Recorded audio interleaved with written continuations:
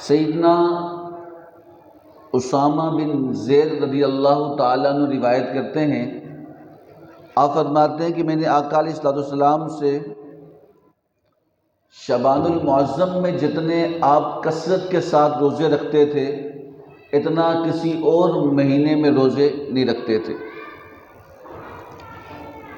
اور آپ سے پوچھا حضرت اسامہ بن زید رضی اللہ تعالی عنہ نے کہ آپ اس ماہ مقدس میں اتنی کثرت کے ساتھ روزے کیوں رکھتے ہیں؟ آپ فرماتے ہیں کہ یہ مہینہ جس سے لوگ غافل ہیں یہ اللہ کے ہاں بڑی اہمیت کا حامل ہے، اور اس ماہ مقدس میں انسان کے اعمال اللہ کی بارگاہ میں پیش کیے جاتے ہیں شب برات کے دن۔ تو میں چاہتا ہوں کہ جس دن میرے اعمال اللہ کی بارگاہ میں پیش ہوں تو میں حالت روزہ میں ہوں اور عبادت کی حالت میں ہوں۔ اور انس بن مالک رضی اللہ تعالیٰ عنہ روایت کرتے ہیں کہ اللہ کے نبی صلی اللہ علیہ وسلم شعبان المعظم میں مسلسل روزہ رکھا کرتے، اور گمان ہوتا کہ شاید پورا مہینہ ہی آپ روزے رکھیں گے اور کبھی چھوڑ لیتے، تو باقی مہینوں کی نسبت آپ شعبان المعظم میں کثرت کے ساتھ عبادت فرمایا کرتے تھے۔ عائشہ صدیقہ رضی اللہ تعالیٰ عنہا روایت کرتی ہیں کہ اللہ کے نبی صلی اللہ علیہ وسلم نے فرمایا کہ رجب میری امت کا اور شعبان میرا اور رمضان اللہ کا مہینہ ہے۔ اور پھر حضرت ام سلمہ رضی اللہ تعالی عنہ روایت کرتی ہیں کہ آپ شعبان المعظم کے اندر کثرت کے ساتھ عبادات اور روزوں کی کثرت کیا کرتے تھے۔ اللہ کے نبی کا یہ معمول تھا کہ آپ عام دنوں کے اندر بھی عبادتوں کی کثرت کیا کرتے، لیکن رمضان المبارک میں وہ انداز بڑھ جاتا، لیکن صحابہ کا انداز بھی حضور کی سنت کے مطابق تھا۔ اور پھر انس بن مالک رضی اللہ تعالی عنہ روایت کرتے ہیں، آپ فرماتے ہیں کہ جیسے ہی شعبان کا چاند نظر آتا اور صحابہ کرام علیہ رضوان کا اس چاند کے دکھنے کے بعد کیا انداز ہوتا، آپ فرماتے ہیں کہ پھر وہ اپنے جتنے کام ہیں انہیں نمٹانا شروع کرتے۔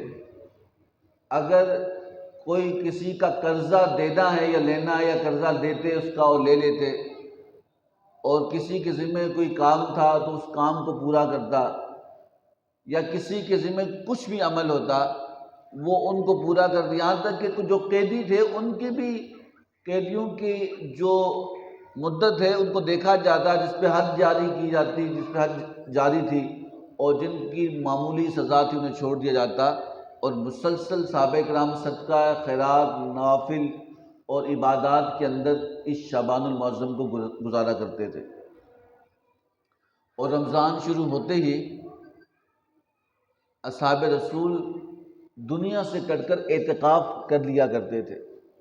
تو یہ انداز تھا اللہ کے نبی صلی اللہ علیہ وسلم کے اصحاب تھا کہ وہ شعبان المعظم اس انداز کے ساتھ گزارا کرتے تھے۔ غوث پاک رضی اللہ تعالیٰ عنہ ارشاد فرماتے ہیں شعبان کے 5 لفظ ہیں، اور اس کا شین عین با الف و نون۔ آپ فرماتے ہیں کہ شعبان کی شین سے مراد شرف ہے کہ رب تعالیٰ نے اس مہینے کو شرف اور بزرگی عطا کی، اور جو اس مہینے کی قدر کرے گا اور عبادات میں لگ جائے گا اللہ اسے بھی شرف اور بزرگی عطا فرمائے گا۔ اس کا دوسرا لفظ عین ہے، علو بلندی ہے، کہ جو اس ماہ مقدس میں اللہ رب العزت کو یاد کرنے میں مشغول ہو جاتا ہے اللہ رب العزت اسے علو بلندی عطا فرما دیتا ہے۔ اور تیسرا لفظ اس کا نون ہے، اور اس کی نسبت اس نور کے ساتھ ہے جو رب تعالیٰ اس مہینے میں عبادت کرنے والے پہ اپنے نور کو نازل فرماتا ہے۔ اور تیسرا لفظ اس کا الف ہے کہ اس سے مراد الفت ہے، اس سے مراد الفت ہے، اور اللہ رب العزت اس سے اپنی الفت اور محبت کیا کرتا ہے؟ عطا کرتا ہے۔ اور صوفیہ فرماتے ہیں کہ جس طرح زمانہ تین طرح کا ہے، ماضی، حال اور مستقبل، اسی طرح رجب و شعبان المعظم اور رمضان بھی تین طرح کے دور ہیں۔ بندہ رجب کے اندر جو گزار چکا وہ ماضی تھا، اور شعبان حال ہے، جو کچھ کر سکتا ہے وہ کر لے، اور رمضان مستقبل ہے کہ شاید ملے نہ ملے، لیکن حال کے اندر جو موجود ہے تو اس کی قدر کرتے ہوئے وہ عبادات کی کیا کرے؟ کثرت کرے۔ اور پھر علماء نے لکھا ہے کہ اگر کوئی شخص اس رات کو، دن کو روزہ رکھے، رات کو قیام کرے تہجد کی صورت میں، تلاوت قرآن پاک کی صورت میں، تو رب تعالیٰ اس کے دل کو نرم کرتا ہے، رقت عطا فرماتا ہے، اور یہاں تک کہ فرشتے اس کی زیارت کے لیے آتے ہیں جو ان راتوں میں عبادت کرتا ہے۔ یہ تیاری ہے رمضان المبارک کی کہ جو بندہ اس ماہ مقدس میں عبادات اپنے دل کو اس طرف لگا دیتا ہے، اور جب دل اس کی طرف لگتا ہے تو پھر عبادت کا نور دل میں پیدا ہوتا ہے۔ اور صوفیاء نے تو کئی طرح کی تفسیر بیان کی کہ دل کس طرح لگتا ہے اور دل لگانے کی طریقے کیا ہیں۔ تو صوفیاء فرماتے ہیں، آپ فرماتے ہیں کہ انسان، اللہ قرآن میں کہتا ہے کہ تم غور کرو، افلا یتدبرون القرآن، کہیں تدبر کا معنی استعمال کیا کہ تم غور و فکر کیوں نہیں کرتے۔ اللہ رب العزت بار بار یہ ارشاد فرماتا ہے کہ بندہ غور و فکر کرے، اور صوفیہ فرماتے ہیں کہ غور و فکر کیسے پیدا ہوتا ہے؟ اور غور و فکر تب پیدا ہوگا جب بندہ کوشش کرے گا۔ اور صوفیہ فرماتے ہیں کہ ایک ذکر تو زبان سے ہوتا ہے کہ بندہ اللہ اللہ کرے، اور ایک ذکر دل میں ہوتا ہے جسے ذکر خفی کہتے ہیں۔ بندہ ذکر بھی کر رہا ہو، کسی خبر بھی نہ ہو، وہ اللہ اللہ کر رہا ہو، اسے پتہ ہی نہیں، وہ ذکر خفی، وہ سانسوں کا ذکر کہلاتا ہے۔ تو یہاں پر رب تعالیٰ فرماتا ہے غور و فکر کرو۔ تو یہاں پر صوفیہ فرماتے ہیں کہ اللہ کا قرب اور اللہ کا نور دو چیزوں سے حاصل ہوتا ہے، ذکر سے اور فکر سے۔ اور رب تعالیٰ جب بندہ زبان سے، یہاں صوفیہ فرماتے ہیں ایک بندہ 20 سال تک، کتنے؟ 20 سال تک اللہ اللہ کرے یا لا الہ الا اللہ پڑھے اونچی آواز میں، ذکر جہر کرتا رہے، اور وہ ذاکر نہیں بنتا، وہ ذکر بھی کر رہا ہوتا ہے، اس کا دماغ منتشر ہوتا ہے، وہ اچھی بات ہے کرنا، لیکن صوفیہ فرماتے ہیں کہ یاد رکھنا کہ ذاکر کب ہوتا ہے بندہ؟ کہ ایک بندہ 20 سال تک اللہ اللہ کرتا ہے، لا الہ الا اللہ پڑھتا ہے، لیکن پھر بھی اس کا دل غافل ہوتا ہے، پھر بھی اس کا دل نہیں لگ رہا ہوتا، پھر بھی اس کے معاملات منتشر ہوتے ہیں، وہ مسجد میں ہو کر بھی مسجد میں نہیں ہوتا، وہ قبرستان میں کھڑا ہو کر بھی اسے غم، خوف اور اس سے کوئی تکلیف نہیں ہوتی کہ اب میں نے بھی یہاں جانا ہے۔ تو کہا وہ غافل، یہاں صوفیہ فرماتے ہیں کہ بلے شاہ فرماتے او دم غافل، او دم کافر جو دے یہ دم غافل، کہا کہ جس کا ایک لمحہ بھی غافل ہے وہ کافر ہے، انکار کرنے والا۔ آپ فرماتے ہیں کہ وہ کیسے ہوتا ہے؟ کہا کہ انسان کا دل ذاکر کب ہوتا ہے؟ صوفیہ فرماتے ہیں کہ جب انسان چلتے پھرتے اٹھتے بیٹھتے وہ سانس کے ذریعے اللہ اللہ کرتا رہے، وہ کام پر بھی ہو، اس کی سانسیں، اس کا سانس ذکر کر رہی ہو، تو کہا کہ وہ سن کے ہوتا ہے، سن کے۔ ایک بندہ پڑھ زبان سے کہتا ہے وہ مقام اسے نہیں ملتا جو سن کے ملتا۔ ایک بندہ 20 سال تک ذکر کرتا رہے لیکن دل غافل ہوتا ہے، لیکن اسے 20 دن بٹھا دیں کسی اللہ والے کا اللہ کا نام سنانے میں، اگر وہ 20 دن وہ اللہ کا نام سنے، جو 20 سال سے دل ذاکر نہیں ہوتا وہ 20 دن میں ذاکر ہو جاتا ہے، 20 دن میں وہ دل اللہ کا ذکر کرنے لگ جاتا ہے۔ اور پھر کہا کہ کیوں ہوتا ہے؟ یہاں صوفیہ فرماتے ہیں کہ جب انسان سانس کے ذریعے اللہ کا ذکر کرتا ہے، زبان کے ذریعے بھی کرتا ہے، تو یہ سانس اللہ کے پاس جاتی ہے، اور جب یہ سانس اللہ کے پاس جاتی ہے تو اس سانس پر اللہ اپنی نظر رحمت کرتا ہے. کیا کرتا ہے؟ اپنی رحمت کی نگاہ ڈالتا ہے. اور جب اس سانس پر جو بندے نے لی اللہ کے ذکر میں اور اس پر اللہ اپنی کیا نام ہے رحمت کی نگاہ ڈالتا ہے، تو جب وہ واپس آتی ہے رحمت والی نگاہ لے کر، تو رب تعالیٰ اس کے دل سے شکاوت بھی دور کر دیتا ہے، تنگیاں بھی دور کر لیتا ہے. وہ رحمت کو لے کے آتا ہے. پھر تنگیاں، پھر پریشانیاں، پھر الجھنیں، پھر تکلیفیں اور شیطان کا حصہ اس سے ختم ہو جاتا ہے. ہر سانس اللہ کے پاس جاتی ہے. اور صوفیہ فرماتے ہیں کہ جب جو سانس بغیر ذکر کے اللہ کے پاس جاتی ہے تو اللہ رب العزت اس پر اپنی نظر رحمت نہیں ڈالتا. اور جب نظر رحمت اس سانس پہ نہیں آتی، وہ واپس جب انسان کے پاس آتی ہے تو راستے کے اندر شیطان اپنی چیزیں ڈال لیتا ہے، اپنا سامان ڈال لیتا ہے، غفلت کا، انسان کو کاہلی کا، سستی کا، ریاکاری کا، وسوسوں کا. اور جب وہ دل میں آ جاتی ہے تو پھر بندہ کہتا ہے سکون نہیں مل رہا، مسجد میں بھی چین نہیں آتا، باہر بھی چین نہیں آتا. ذکر کرنا، قرآن کھولنا، عبادت کرنا، اسے کوئی پرواہ ہی نہیں ہوتی. وہ کہتا ہے کہ نہیں، وہ چاہتا ہے کسی نہ کسی طرح وہ ٹائم گزار دے. وہ چاہتا ہے دل نہیں لگ رہا میرا وہاں جانے کو، میں وہاں آتا ہوں، وہاں سے گزر جاتا ہوں. کیوں گزرتا ہے؟ اللہ کی نظر رحمت نہیں پڑی. وہ سانس غافل تھی نا، تو شیطان نے اپنے حصے، اپنے سامان ڈال دیے، اور جس کی وجہ سے انسان کیا ہو گیا؟ غافل ہو گیا. اور جب انسان کی روح غافل ہو جائے تو پھر بندے کو پھر کہیں کسی بھی جگہ پہ سکون نہیں ملتا.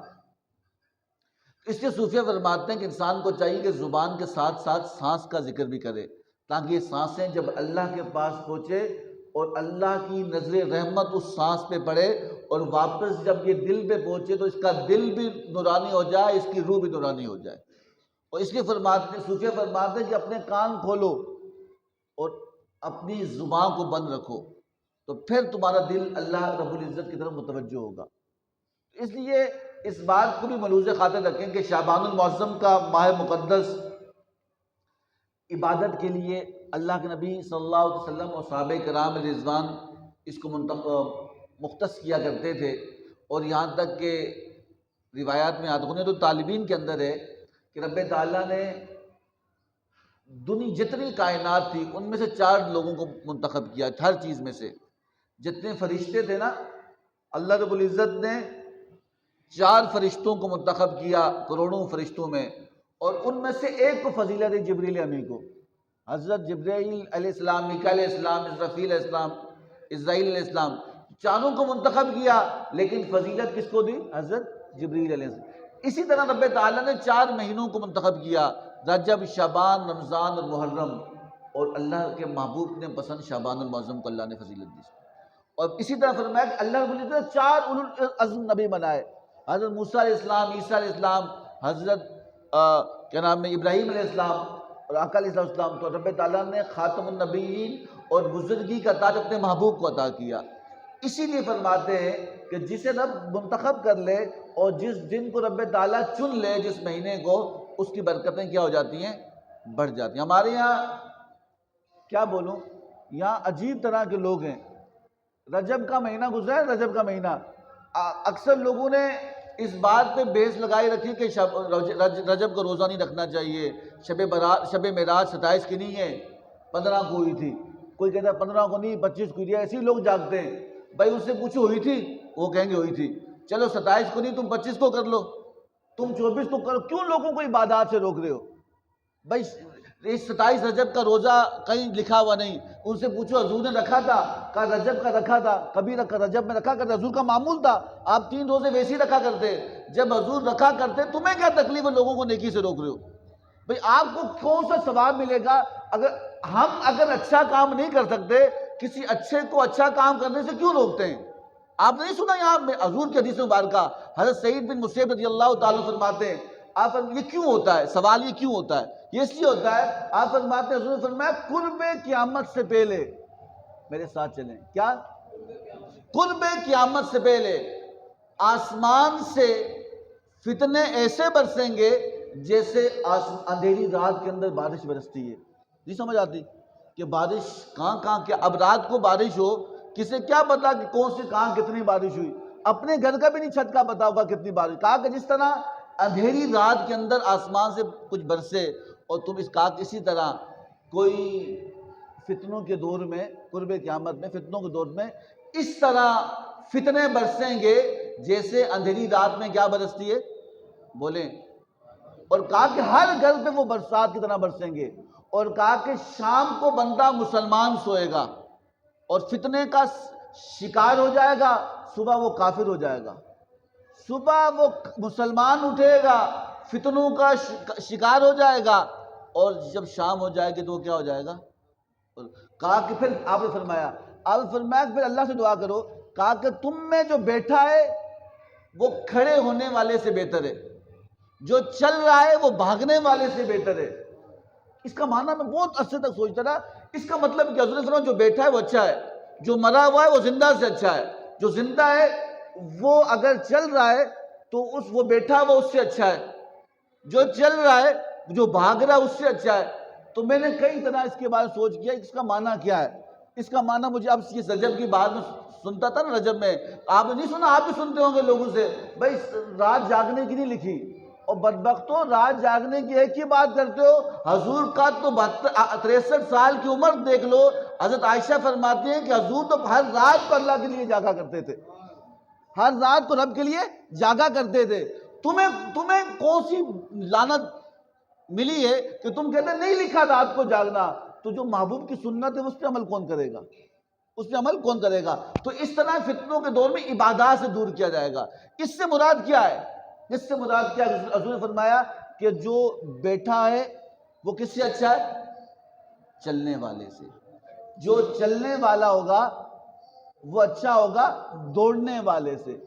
اس سے مراد یہ ہے کہ یہاں صوفیہ فرماتے ہیں کہ اس کا معنی ہی سمجھا، جو بیٹھا ہے نا، بیٹھا وہ ایک جگہ بیٹھا ہوا ہے. کیا ہے؟ وہ ایک جگہ بیٹھا ہوا ہے. وہ اگر وہ فتنے کا شکار ہوگا تو اتنا ہی ہوگا جتنی اس تک پہنچے گا.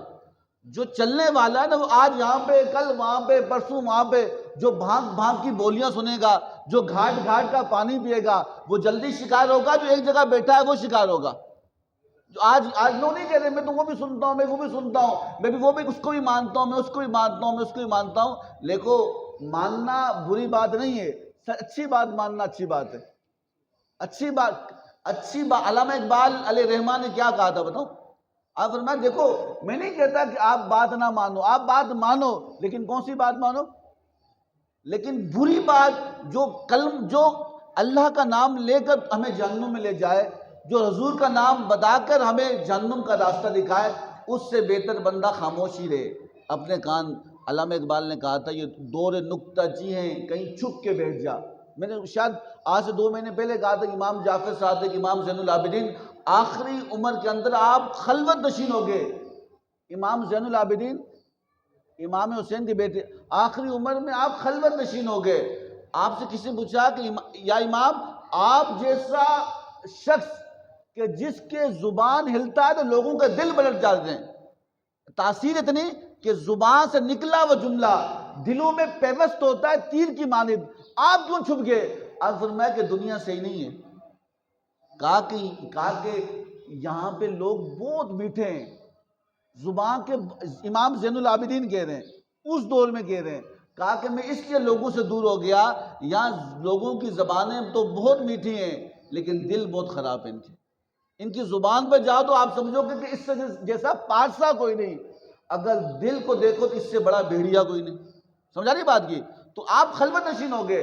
تو علامہ اقبال نے کہا تھا اگر قرب قیامت آج نہیں ہے، آج فتنے نہیں ہیں. آپ دیکھیں روز نئی بات ہوتی ہے، روز آپ پچھلا ہفتہ ہی دیکھ لیں، ایک بچی کو اس کے باپ نے مارا، ایک بچی کو اس کے باپ نے مارا. بھائی زمانہ جہالیت کے اندر بھی زندہ دفن کیا جاتا، ذبح نہیں کیا جاتا تھا. یہ کس دور سے ہم گزر رہے ہیں؟ یہ فتنوں کا دور ہے، یہ فتنوں کا دور ہے. اور اس دور کے اندر آپ پڑھ لیں نا، وہ کیوں مارا کہ بچی کیوں ہوئی؟ بھائی اللہ کہہ رہا ہے، اللہ قرآن میں کہتا ہے وہ رب ہے جسے چاہے لڑکا دے، وہ رب ہے جسے چاہے لڑکی دے، وہ رب ہے جسے چاہے دونوں دے، وہ رب ہے جسے چاہے کچھ بھی نہ دے. وہ رب ہے نا، وہ لڑکا بھی دیتا ہے، لڑکی بھی دیتا ہے، دونوں بھی دیتا ہے، کچھ بھی نہیں دیتا. کون پوچھنے والا؟ اس کا مطلب ہے وہ رب کے دینے پہ راضی نہیں تھا. اگر کوئی شخص اس طرح کی اولاد ہونے پر غمزدہ ہوتا ہے، اس کا مطلب وہ کس کے دینے پہ راضی نہیں؟ تقسیم تو رب کی ہے نا، وہ رب کی تقسیم پہ راضی نہیں۔ پھر یاد رکھنا کہ یہ دن تو گزر جائیں گے، سال، مہینے، ہفتے گزر جائیں گے، 50 سال 100 سال گزر جائیں گے، پھر پیش ہم نے کس کی بارگاہ میں ہونا ہے؟ حضور کی حدیث سن لینا، حضور نے فرمایا کہ تم زمانہ جاہلیت میں یہ تھا کہ لوگ اپنی بیٹیوں کو زندہ دفن کرتے، حضور نے آ کر جو شرف بیٹی کو عطا کیا نا، آپ حضرت فاطمہ رضی اللہ تعالی عنہ تشریف فرما ہوتی نا، جب آپ آتی تو حضور اپنی چادر اٹھا کے اپنی بیٹی کے لیے بچھایا کرتے تھے، کہا کہ میرے دل کا ٹکڑا ہے، میرے دل کا ٹکڑا فاطمہ، اور کہا کہ لوگوں سن لو، تم لوگ زمانہ جاہلیت میں معیوب سمجھتے، سن لو، کہا کہ اللہ جب کسی کو آزماتا ہے اس سے بیٹیوں کی صورت میں، اگر کسی کے پاس بیٹیاں ہوں اور بیٹا نہ ہو، اللہ ہے نا آزماتا ہے۔ ہمارے یہاں لوگوں نے عجیب منطق رکھی ہوئی ہے، وہ کہتے ہیں لڑکا ہوگا تو وارث ہوگا، یہاں وارث کوئی نہیں ہے، سانس ہے تو ہے، مرنے کے بعد آپ بتاؤ اپنے دادے کو بھی نہیں جانتے آپ، یہ دھوکہ ہے، دل کا ایک تسکین ہے۔ اللہ سے ایمان والی زندگی مانگو، اللہ سے سکون والی زندگی مانگو، نہیں ہمارے پیچھے وارث ہوگا، کیا تیر مار لے گا؟ رب جو دے رہا ہے وہ کچھ سمجھ کے دیتا ہے، وہ جانتا ہے کہ تمہارے لیے، حضور نے فرمایا کہ اللہ کسی کو آزمائے بچیوں کی صورت میں، اور وہ ان کی اچھی پرورش کرے، ان کا اچھا خیال کرے۔ آقا علیہ السلام نے فرمایا کروڑوں جہاں آقا کی زبان اقدس پہ قربان، آپ نے فرمایا کہ لوگوں سن لو، اللہ جسے آزمائے اور پھر وہ اس آزمائش سے پورا اترے، اپنے بچوں کی اچھی تربیت کرے، اور تربیت کرنے کے بعد ان کو اچھے گھروں میں رخصت کرے۔ کہا کہ 2 انگلیاں دیکھ رہے ہو، ایسے کر کے کہا کہ وہ جنت میں ایسے نہیں جائے گا، ایسے میرے ساتھ جائے گا، کہا جیسے 2 انگلیاں جڑی ہوئی ہیں۔ تو کہا یہ جاہلیت کا زمانہ، آج اگر زبان جاہلیت کے لوگ ہوتے ہیں وہ بھی اس بات سے شرما جاتے جو اس بدبخت شخص نے کیا۔ تو ہمارے یہاں یہ وہ شخص نہیں ہے، یہ ذہن ہے جو ہمیں بتایا جا رہا ہے۔ ایسے بہت سے لوگ ہوں گے جو اس ذہنیت کے حامل ہوں گے کہ کیا ہو گیا بھائی، یہ تمہارے لیے اللہ جنت بھیج رہا ہے، جنت کا اسباب پیدا کر رہا ہے، تو وہ بدبخت، یہ حضور نے فرمایا فتنوں کے دور میں بندہ اپنے کام سے کام رکھے، اپنے کام سے کام رکھے۔ تو شب برات کی شب میں اللہ سے دعا کریں کہ شاید اگلا سال ہمیں ملے یا نہ ملے، یہ کنفرم نہیں، نامہ اعمال لکھے جائیں گے، ہمارا نامہ اعمال پورے سال کا دیا جائے گا، رزق کا، صحت کا، عافیت کا۔ حضور سے پوچھا نا حضرت انس بن مالک نے، آپ کیوں اتنی عبادت کرتے ہیں؟ کہا کہ میرا نامہ اعمال لکھا جا رہا ہو، اور جب لکھا جا رہا ہو تو لکھا ہو کہ یہ عبادت کے اندر تھا، میں اللہ کی عبادت کے اندر ہوں۔ تو اس لیے یہ اگلا جمعۃ المبارک کو شب برات ہے، تو اس کے اندر ہم ذہن بنانے کے اس پورا مہینہ اور اس دنوں کے اندر ہم کوشش کریں کہ ہم عبادت کو اور اس رات کو ضائع نہ ہونے دیں۔ سمجھا نہیں بات کی؟ تو اس لیے فتنوں کا دور فرمایا کہ وہ کیوں کہا کہ جو بیٹھا ہوا ہے وہ چلنے والے سے بہتر ہے، جو چلنے والا ہے وہ بھاگنے والے سے بہتر ہے۔ بیٹھا ہوا تو اتنا ہی فتنے میں مبتلا ہوگا جو فتنہ اس تک آئے گا، لیکن جو چلنے والا آج وہاں بیٹھا ہے، کل وہاں بیٹھا ہے، کل وہاں بیٹھا ہے، تو بتاؤ اس کو فتنہ جلدی کیچ کرے گا، جلدی وہ اس کے اندر لپٹ جائے گا۔ اس سے علامہ اقبال نے کہا یہ دور نکتہ چی ہیں، کہیں چھپ کے بیٹھ جا، جس دل میں تو بسا ہے وہیں چھپ کے بیٹھ جا، بس چھوڑ اللہ بس۔ کہا کہ جب بندہ اللہ رب العزت کے ساتھ تعلق رکھتا ہے، میں ابھی کہا تھا جب بندہ سانس کے ذریعے رب کا ذکر کرتا ہے تو سانس اللہ کے پاس جاتی ہے، اللہ اس سے رحمت کی نگاہ ڈال کے واپس بھیجتا ہے، جب وہ رحمت کی نگاہ پا کر واپس آتی ہے تو یہ دل کو بھی روشن کر لیتی ہے، عقل کو بھی روشن کر لیتی ہے۔ تو اس لیے اللہ سے دعا کریں کہ اللہ تعالیٰ ہم سب کو صحیح معنوں میں دین میں چلنے کی توفیق عطا فرمائے، یہ ان فتنوں سے محفوظ کرے۔ اللہ رب العزت ہماری قیامت تک نسلوں کو یہ فتنہ دجال اور تمام فتنوں سے محفوظ کرے۔ اللہ رب العزت ہماری حفاظت کرے اور آپس میں اتفاق اور اتحاد اور محبت نصیب فرمائے۔ سب کے گھروں میں، کاروبار میں، رزق میں اللہ رب العزت اس جمعہ کی برکت سے عافیت نصیب فرمائے۔ ہر قسم کے جادو کے مکر و فریب سے، اثرات سے، نظر سے اللہ رب العزت ہم سب کو محفوظ کرے۔ سب کا آنا اللہ رب العزت اپنی بارگاہ مقبول و منظور فرمائے۔ وما علینا الا البلاغ المبین۔ اعلان سماعت فرمائے انشاءاللہ تعالیٰ 13 اتوار والے دن شیخ الاسلام حضرت ڈاکٹر طاہر القادری صاحب کی خدمات پر انشاءاللہ تعالیٰ شاہ لطیف ٹون میں منگل بازار میں پروگرام ہے، بعد